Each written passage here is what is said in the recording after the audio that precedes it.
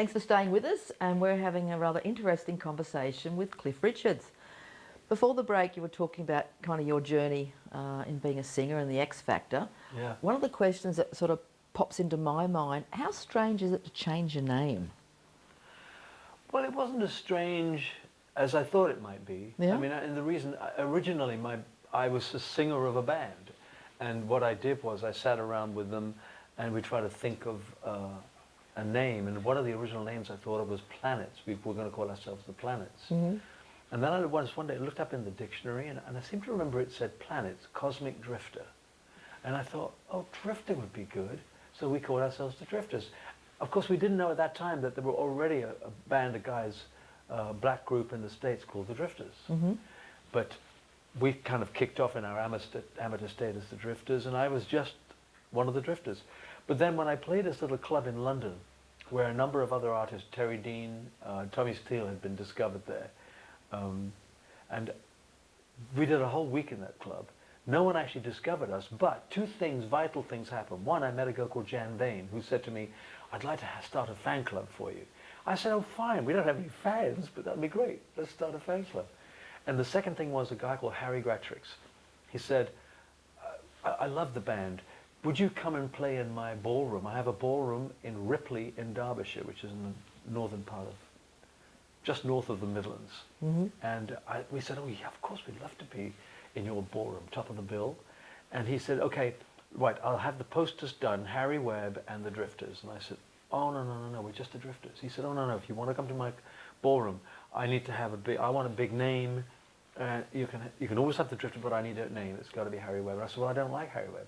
So we went out of this little club that we've been playing in all week to a little pub around the corner, and over a beer or two, chose my name. And basically the last combinations were Russ Clifford. And I thought, oh, no, that doesn't sound good to me. I don't like Russ Clifford. If anybody's called Russ Clifford, it's nothing personal.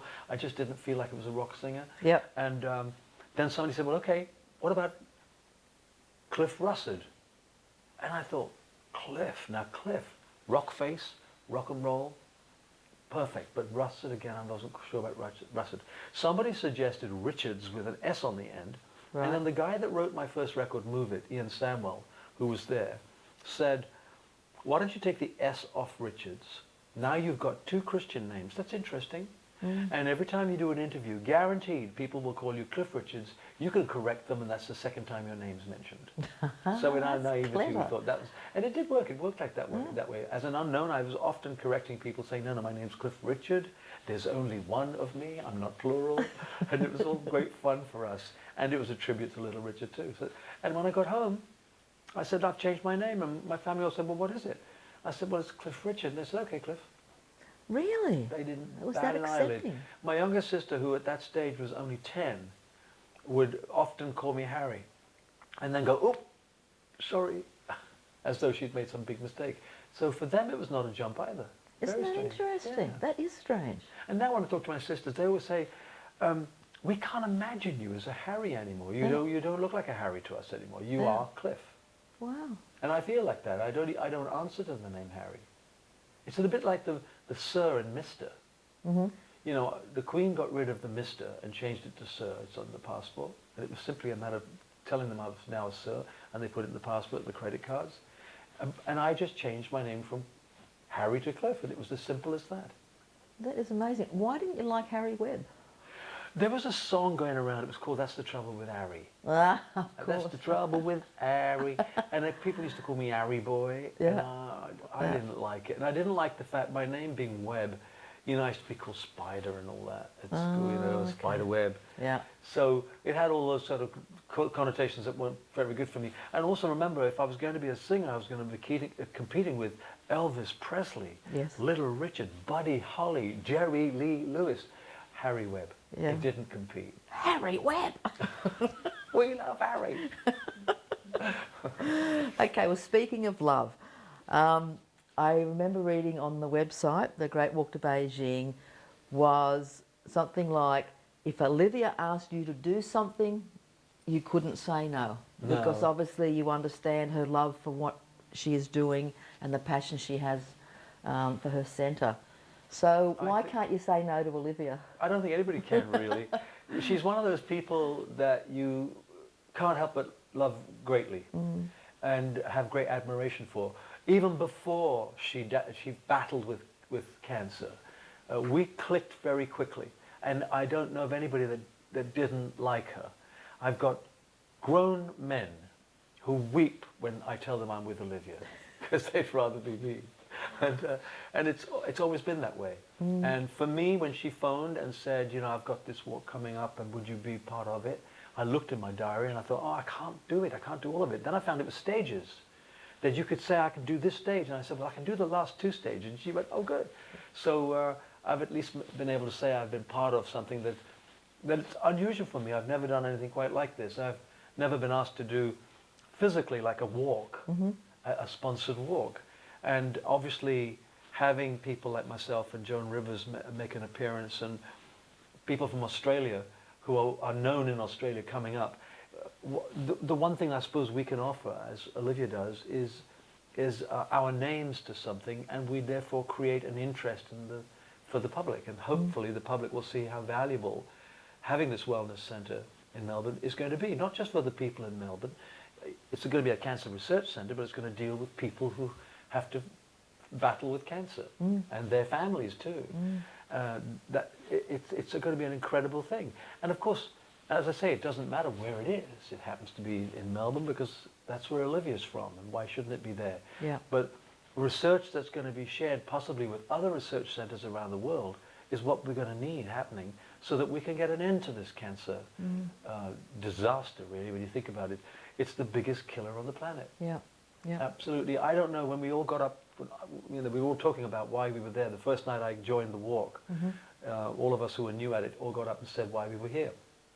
And it's funny, there wasn't a single one of us who didn't know somebody, either part of their family or friends. In my case, 4 people that worked in my office. And you know, I work a long time with my people. The people that work with me have stayed forever.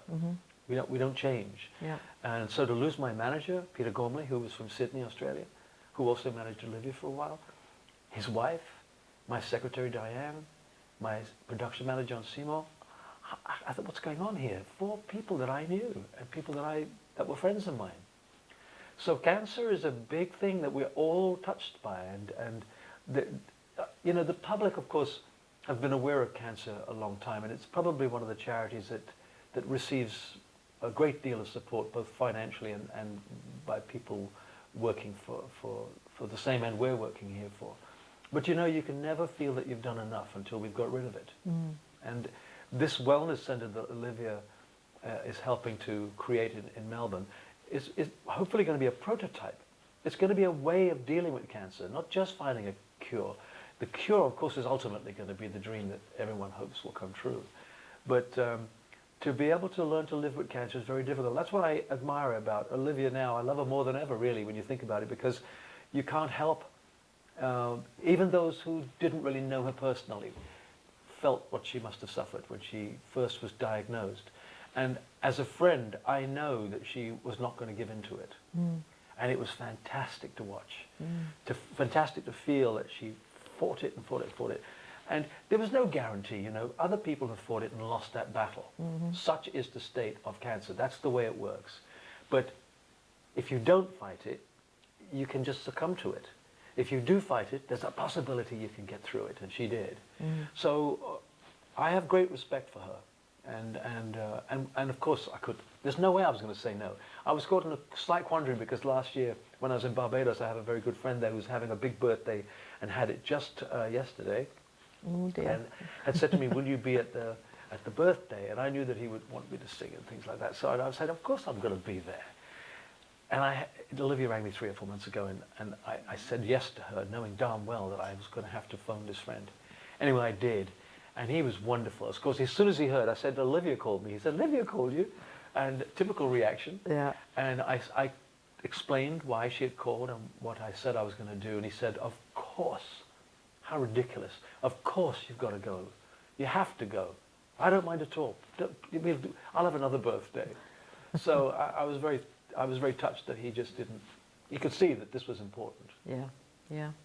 We'll take another break and we'll come back with the last part of our conversation with Cliff. Stay with us.